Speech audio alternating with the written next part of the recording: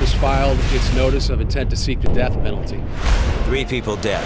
Pam Hupp charged with first-degree murder in one. Had Lincoln County done due diligence, then Louis might be alive. They were treating Pam Hupp as if she were a rock star. Whoa, whoa, whoa, whoa. Tonight, Better back off. in a Fox 2 News exclusive, the murder mystery surrounding Pam Hupp. All the press had died down, and I was able to go about my business like a normal, everyday person. Our question started 5 years ago, before Louis Gumpenberger was found dead on Pam Hupp's floor. All of a sudden, it's all back. I was shocked. It began with Hupp's best friend, a cancer patient, Betsy Faria, dying an awful death. Then Pam Hupp's own mother plunges off a 3rd-story balcony to her death. My mom's worth $500,000 that I get when she dies. But was she?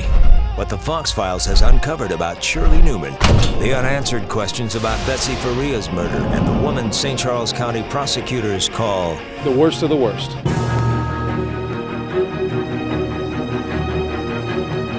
It was a hot August day when Pam Hupp dialed 911 from her O'Fallon, Missouri home.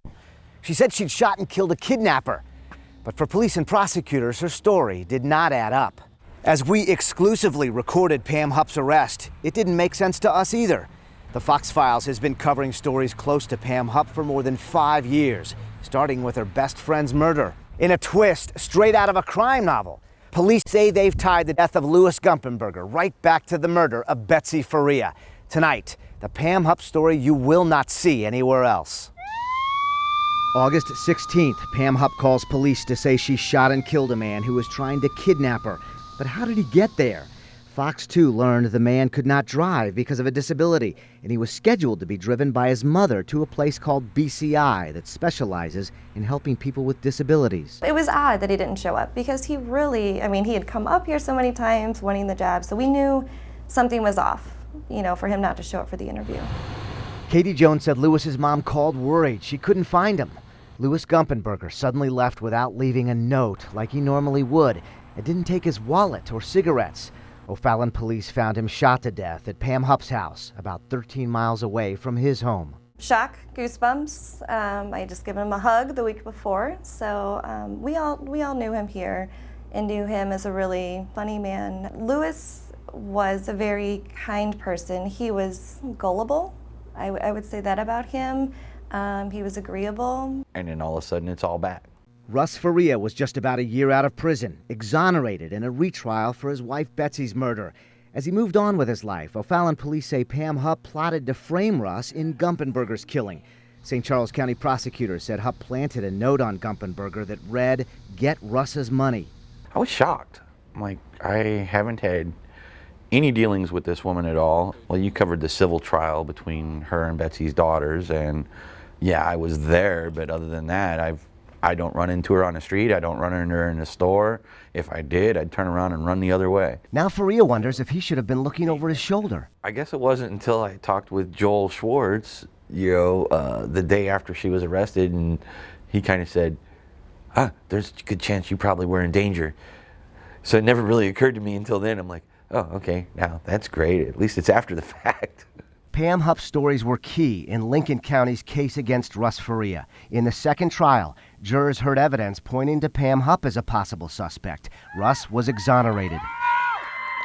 They were treating Pam Hupp as if she were a rock star and part of their prosecution team. While every other witness in that trial had to use the front courthouse door and go through metal detectors, Pam Hupp was led in and out of a secured door, away from our cameras. The entire Lincoln County force, as well as the prosecution team, seemed to sympathize with and protect her from day one. Russ wonders if Louis Gumpenberger's death could have been prevented. If Lincoln County had done the job that a 5th grader could have done, their loved one might have been alive. Fox 2 cameras were there exclusively as O'Fallon police arrested Pam Hupp for first-degree murder, August 23, 2016. And only our cameras captured her entering custody before police say she tried to kill herself. Pamela Hupp began stabbing herself on the wrist and in her neck. St. Charles County prosecutor Tim Lomar says Hupp's actions deserve the death penalty. The worst of the worst. This victim was chosen at random, and there was a wanton disregard for human life. O'Fallon police appear to have gathered a ton of evidence that we may hear more about in the upcoming October trial. This photo is what got the attention of O'Fallon, Missouri police. It was taken by our partners at the St. Louis Post-Dispatch. Here you see Pam Hupp's husband carrying what appears to be a garbage bag into their 2016 GMC Arcadia. And here's what they reported finding: a death certificate for Elizabeth Faria, a 1099 form from 2005 with Betsy Faria as a recipient, the last will and testament for Hupp's deceased mother, Shirley Newman, one yellow sticky note with Shirley Newman's name on it, and about 10 items of clothing, including T-shirts and different colored striped shirts. Then there's a knife like this one Hupp claimed was used against her by Gumpenberger. After Hupp's arrest in August, St. Charles County Prosecutor Tim Lomar said investigators traced it. We're confident we know where that came from. This O'Fallon Dollar Tree. Fox 2 has learned from court documents police and prosecutors believe Hupp bought it here. You walk in the store, you hang a right, and the knife is kind of there staring you in the face. Robert Patrick with the St. Louis Post-Dispatch learned Hupp may have purchased several dollar items key to the case. It appears that some of the items that were bought in the same transaction as the knife are similar to objects that were found in Pam Hupp's house. He says dollar pens and dollar notepads interest investigators because of the alleged ransom note prosecutors say was planted in Louis Gumpenberger's pocket. Investigation revealed that a handwritten note and $900 in United States currency that was double bagged in a Ziploc bag were located in each of Gumpenberger's pockets. As we revealed in an earlier Fox Files investigation, police found a connection with that $900 cash and other money in Hupp's home. A CSI agent reported finding a $100 bill in Hupp's dresser with a serial number identifier matching those in Gumpenberger's pocket.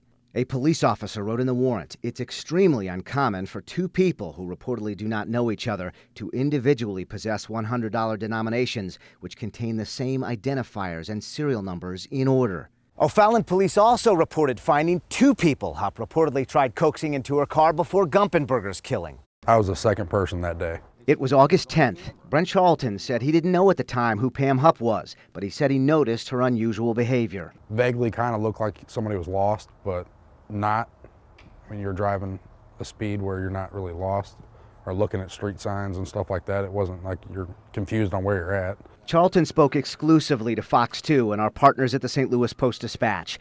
He told us he was mowing lawns as he said she circled, then stopped right where he was headed with his mower. Asked if I had time to do an interview for Dateline. I told her I didn't. I didn't even turn the mower completely off. I didn't have time. I still had 12 lots to cut and just try to keep the conversation going. And how determined would you say she was? Very. Persistent. Why do you say that? Just the way she just kept trying to make the conversation go. Like it was, I mean, if you don't want to talk to somebody, you don't talk to somebody. Prosecutors say Hupp was caught on surveillance video nearby, reportedly pressuring another person with a fake Dateline story. St. Charles County Prosecutor Tim Lomar said Hupp convinced the second person to get in her car. She was told that she would be given a script and she was promised $1,000 in cash, both up front and after the completion of the soundbite. That person became suspicious and got out of Hupp's car. This St. Charles County Police event report obtained by the St. Louis Post-Dispatch shows police got Hupp's license plate and traced it. The report says 12:02 p.m. en route to 1260 Little Brave. Investigation. That's Hupp's house. But there's no record of contact, and the report ends with entries 14 minutes later. Clear unit and event closed. We will hear from that witness at Pam Hupp's upcoming trial. We've requested our cameras be in the courtroom for when it's scheduled this October. No other reporter has interviewed Pam Hupp. Ahead, hear our odd conversation one wintry day at her front door. How did your mom die? How did my mom die? Yeah.